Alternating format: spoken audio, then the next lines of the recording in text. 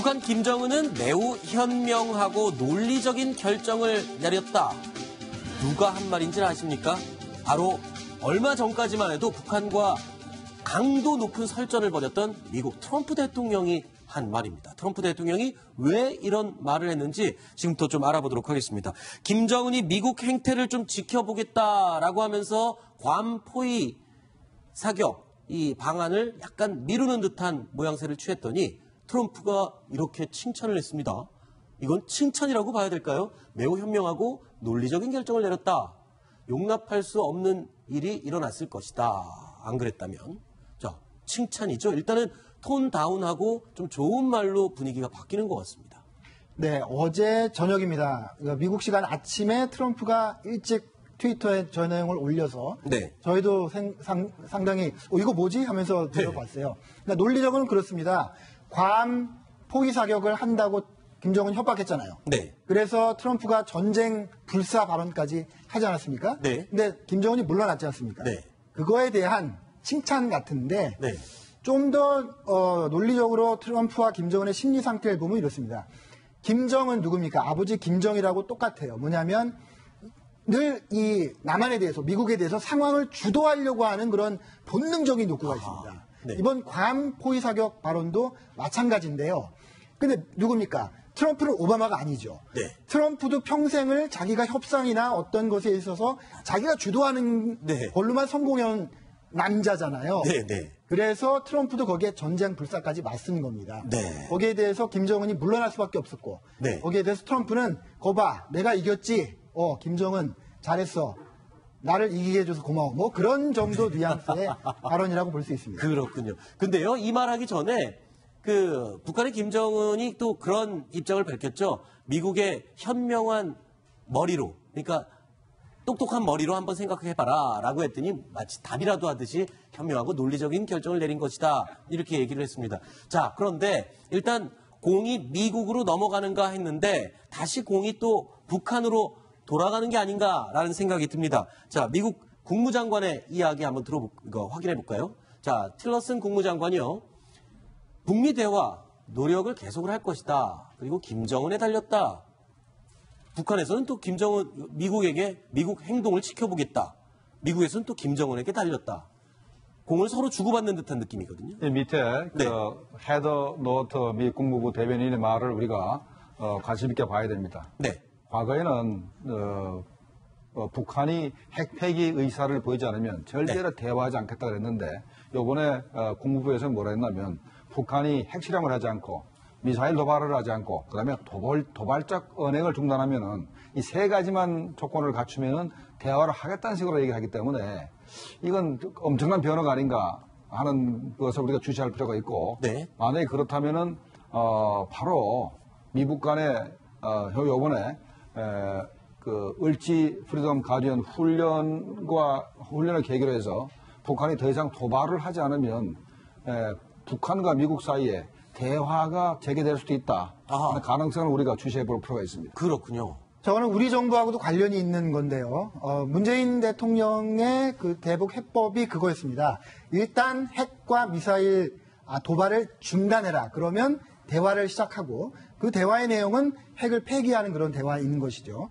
그 반면에 트럼프 행정부는 지금까지도 폐기하겠다는 약속을 해야 대화를 할 수 있다. 이런 간극이 있었거든요. 네. 어쨌든 문재인 대통령이 북핵 문제에 대해서 주도권을 가지고 운전대를 잡겠다라고 한 건데 어쨌든 지금 그 국무부 대변인의 말만 보면은 네. 미국 측이 우리 측의 제안에 상당히 근접해온 그런 결과라고도 해석할 수 있습니다. 지금 말폭탄을 쏜다라는 표현이 나올 정도로 트럼프 대통령과 북한의 김정은이 극단으로 치닫다가 갑자기 이제 분위기는 돌아갔습니다. 갑자기 좀 조용한 분위기로 돌아가는 분위기인데 뉴욕 채널이 계속 비공식적으로 가동이 되고 있었다. 북미 간 대화를 물밑 접촉을 하고 있었다. 특히 여기서 지금 주목받는 사람이 북한의 최선희 외무성 미국 국장이 거론되고 있어요. 북한의 강경화다. 그렇게 거론되는 인물인데 적임자로 지금 거론되고 있죠. 언제쯤 좀 우리 국제사회에 이렇게 확 드러날까요? 최선희 국장. 그렇죠. 최선희 국장이 강석주 당비서를 이렇게 보좌하면서 네.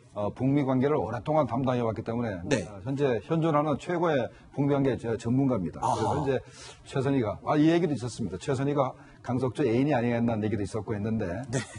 아마 맞을 겁니다. 네. 뭐 젊은 시절에 애인이었고 결혼한 다음에 애인이 안 했겠지만 네. 어쨌든 하여간 이 최선희 북미 국장이 네. 앞으로 미국하고 회담하는데 주역을 할 가능성이 굉장히 크다고 생각이 됩니다. 그렇군요. 최근에 이제 관련된 AP 통신의 보도 내용은 이런 겁니다. 그러니까 뉴욕 채널이 있잖아요. 뉴욕 네. 대표부에 나와 있는 북한 외교관들하고 조셉 윤 육자담 대표가 네. 대화를 했다는 거고 그 대화의 결과로 이달 말 8월 말쯤에 최선희가 네. 1.5 트랙 초청을 받아서 미국에 가는 그런 대화가 됐다는 겁니다. 네.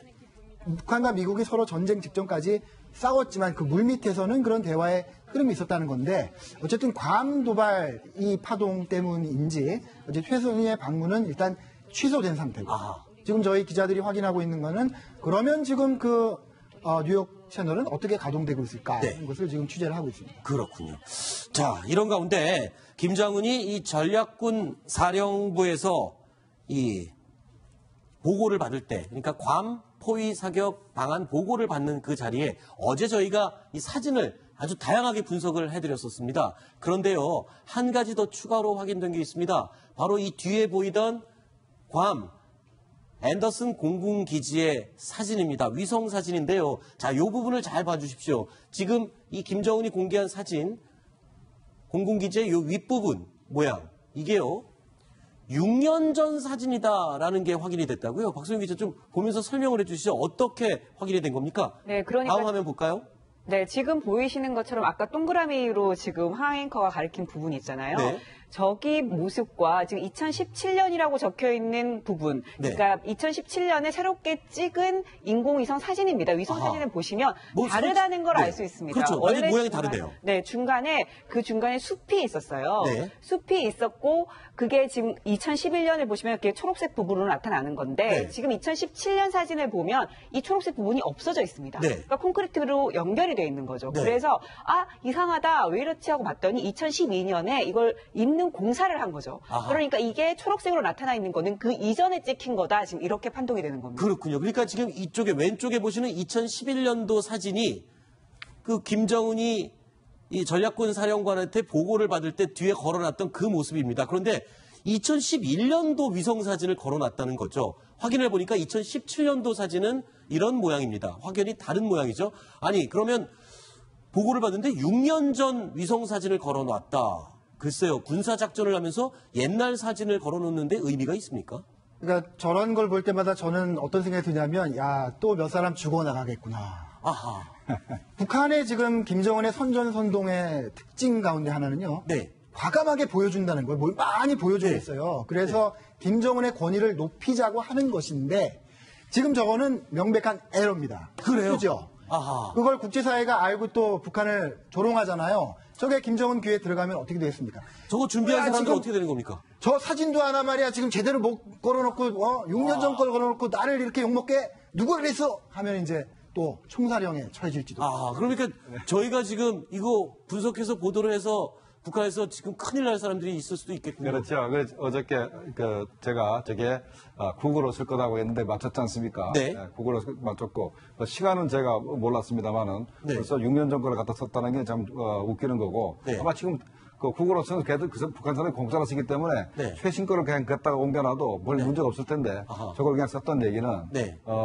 현재 북한이 재래식 탄두로 괌을 공격한다면 세부적인 지형이 필요할지 모릅니다. 그런데 네. 핵탄두로 공격한다면 네. 세부적인 지형이 필요 없습니다. 네. 그러니까 탄두가 20kt 이상만 되면은 상당한 지역이 그냥 파괴되기 때문에 네. 이렇게 세부적인 문제가 지역이 문제가 안 되니까 네. 그런 건 그냥 김정은 입장에서는 그게 별 문제 안 되라 생각할 수도 있는 겁니다. 알겠습니다. 자, 이 미국의 소리라는 방송에서요, 이렇게 얘기를 했습니다. 괌 앤더슨 공군기지 위성 사진을 분석한 결과 촬영 시점이 2011년 전후, 즉 6년 전 사진이었다. 군에서 이렇게 오래된 위성 사진을 놓고 군사작전을 논의하는 모습은 흔치 않다. 일각에서는 이런 분석도 내놨습니다. 6년 전 위성 사진을 떡 걸어놓고 저렇게 미사일 발사 보고를 받는 걸 보면 애당초